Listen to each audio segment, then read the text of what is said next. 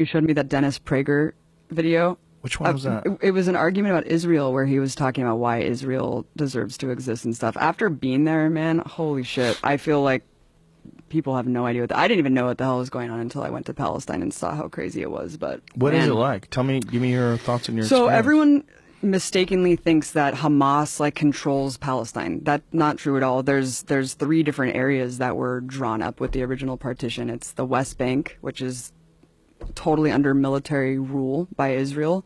And then there's the Gaza Strip, which is like the open air prison, which they bomb the shit out of like every couple of years, and Hamas controls that area. And then there's Jerusalem, which is an international city center that both Arabs and Jews live in. But the West Bank has been occupied militarily since 1967, and it's complete martial law. There's checkpoints.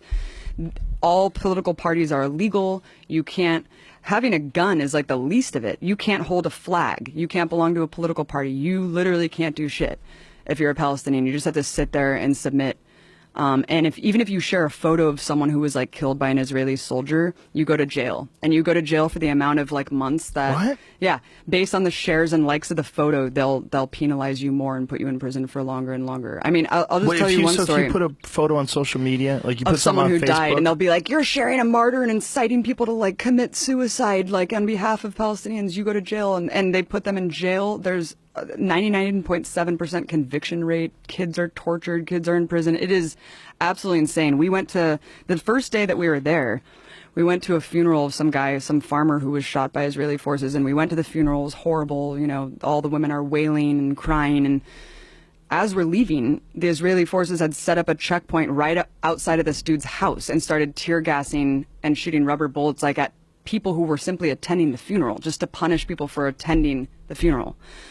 We went to another girl's house named Aya, who got shot in the vagina for peacefully protesting at some protest, and they shot 200 people that day. One guy next to her died, another guy was paralyzed. They have a policy called shoot to cripple, where they shoot guys in the dicks. Yeah. Oh, it is fucking nuts, man. The West Bank is no joke. I thought that I was going to die several times. We were at this checkpoint going through Calandia, and there was this old man walking, like clearly drunk or something, and kind of like walking a little bit toward the checkpoint. They started shooting at him. Bullets are ricocheting off the thing. And my partner Mike, who was an invading soldier of Iraq, was just like, "We're going to die. Like, they're shooting this guy. There's bullets ricocheting." It was absolutely insane. And as we go through the checkpoint, the soldier's like, "Hey, stay safe out there." And I was like, yeah, when you guys are arbitrarily shooting people. And the person who was driving us had just told us that a couple months prior to that, some woman, Palestinian woman, because you can't go to Jerusalem. Like, if you're Palestinian, there's like barely any Palestinians who are even allowed to go pray at the most holy site, the Dome of the Rock in Jerusalem. You can't go to the beach. You're just completely constricted in a prison, and you can't travel. And he was just telling us that months before we went through this checkpoint, someone was going through the checkpoint because they got a permit to go into Jerusalem, which is like a lifetime golden ticket, like Willy Wonka. And they're walking, and she just got executed. And then what? Yeah, she just got executed, and she was bleeding out at this checkpoint, and her little brother tried to help her, and they shot him too. And they're like hiding the video of this. Why And this they is just shoot a day her? because they fucking hate Palestinians, and Palestinians are animals to these people. It's sick, man. It's sick. It's really, really sick, Joe. And I couldn't even get into Gaza. We were banned from going into this territory because I was told by the Israeli government that I was a propagandist and that I was like an enemy agent. And so I wasn't allowed to go into Gaza. So Gaza's hell, but the West Bank is under martial law, and everything's illegal, and you can't do a goddamn thing. And it's super cool. Like, we went to this place called Ramallah that was just like Oakland, where they're smoking weed. There's like openly gay people there. Like, it's just completely different than what people think of Palestine, you know?